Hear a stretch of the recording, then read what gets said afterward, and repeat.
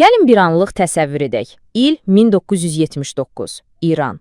İnqilabın tozu dumanı içində qısacıq bir müddətə, amma çox cəsarətli bir səs ucalır. Yoldaş. Bilirsiniz, bu sadəcə bir jurnal değildi. Bu, əslində bir dövrün bütün ziddiyyətlərini, bütün ümidlərini və qorxularını özündə daşıyan bir hekayə idi. Bəli, inqilab şahı devirmişdi və bununla da mətbuat sanki qəfəsdən azad olunmuşdu. Tehranda bir-birinin ardınca saysız hesabsız yeni qəzetlər, jurnallar çıxırdı.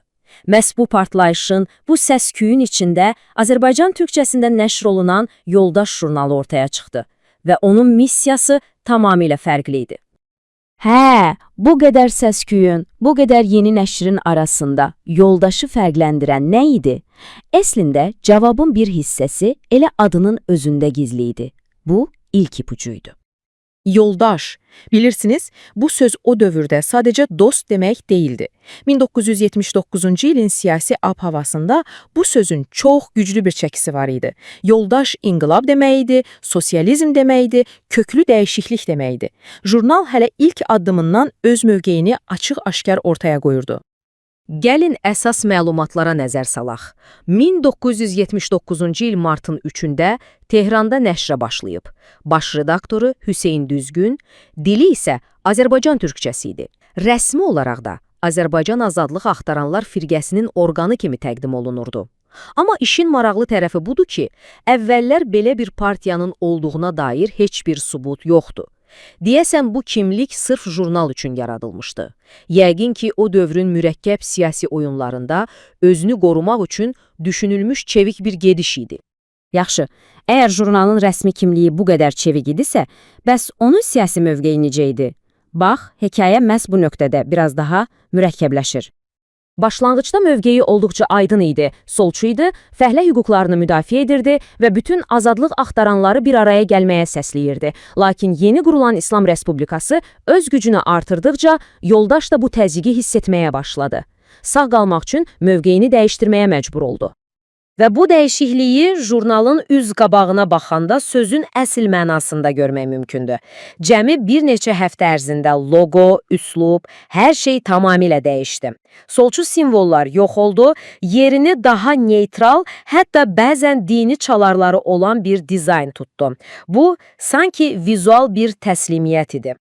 Amma hətta bu qədər təzyiq altında belə Yoldaş cəsarətli, təxribatçı suallar verməkdən çəkinmirdi. Məsələn, 9-cu sayda belə bir sual qoyulur.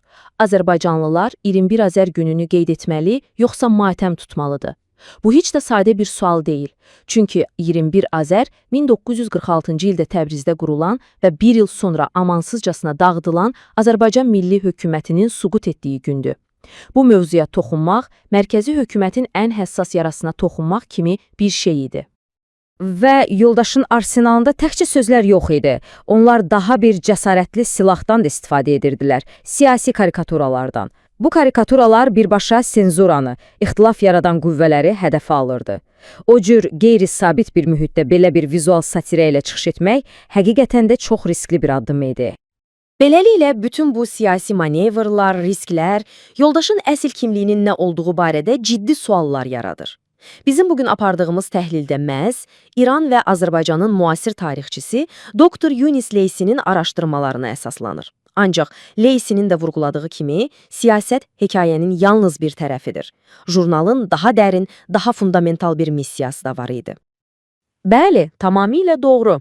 Siyasi cəbhədəki bütün bu qeyri-sabitliyə, bu eniş-yoxuşa baxmayaraq, Yoldaşın heç vaxt sarsılmayan bir sütunu var idi. Onun mədəni missiyası.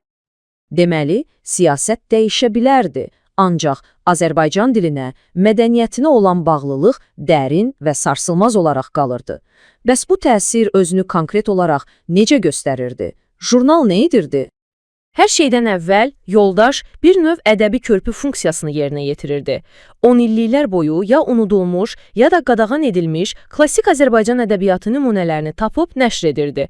Bununla da yeni nəsli öz zəngin irsi ilə yenidən tanış edirdi. Və bu təkcə yüksək, klassik ədəbiyyatla da məhdudlaşmırdı. Jurnal eyni zamanda xalq hekayələrinə, folklora, bayatlara da geniş yer verirdi.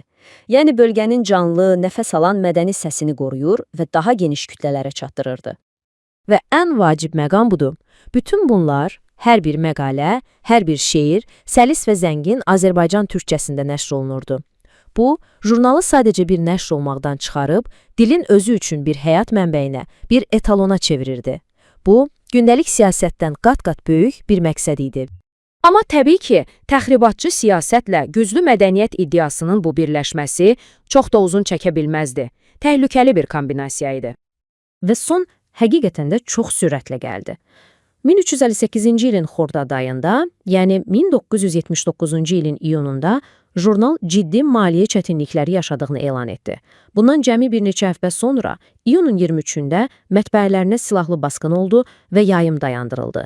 İyulda adlarını dəyişdirməyə məcbur oldular və nəhayət avqustun 19-da son nömrə çıxdı.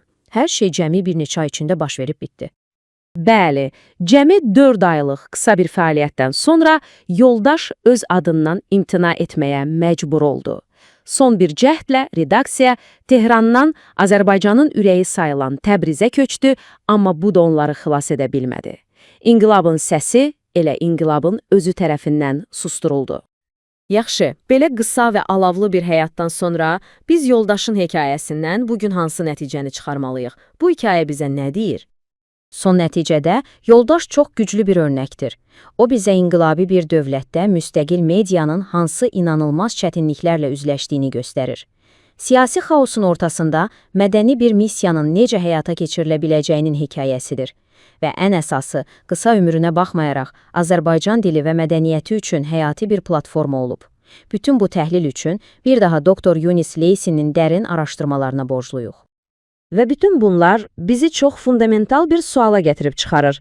Yoldaşın qısa, lakin təlatümlü həyatı bizə bir inqilab zamanı azad mətbuatın vədləri və təhlükələri haqqında nəyi açıqlayır? Bu açığı bugün də öz aktuallığını itirməyən bir sualdır.